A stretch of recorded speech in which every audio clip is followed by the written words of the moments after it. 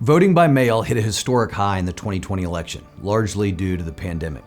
A lot of my fellow Republicans have claimed that so many mail ballots led to fraud, which swung the presidential election.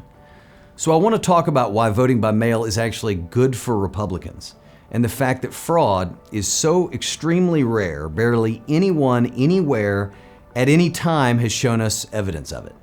Now, there is one exception I read about. After widespread claims of Democratic voter fraud in the 2020 election, the Republican Lieutenant Governor of Texas, Dan Patrick, offered a $25,000 plus reward to anyone across the country who tipped off law enforcement to voter fraud that led to a conviction.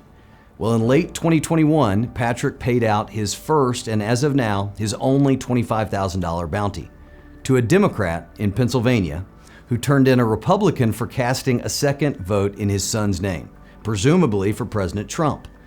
Perhaps the best example of voting by mail in action is Utah. The Republican Party does pretty well there.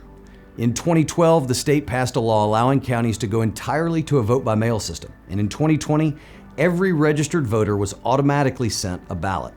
In the 2020 general election, 92% of votes in Utah were cast through the mail. In the two Senate elections since Utah started voting by mail, Republicans have received 68% and 62% of the vote. Today, all four of Utah's representatives in the House are Republicans after the lone Democrat incumbent lost in 2020.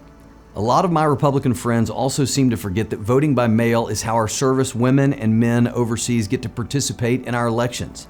And those in the military have voted absentee since the Civil War. Plus, that's exactly how former President Trump voted in the 2020 primary election.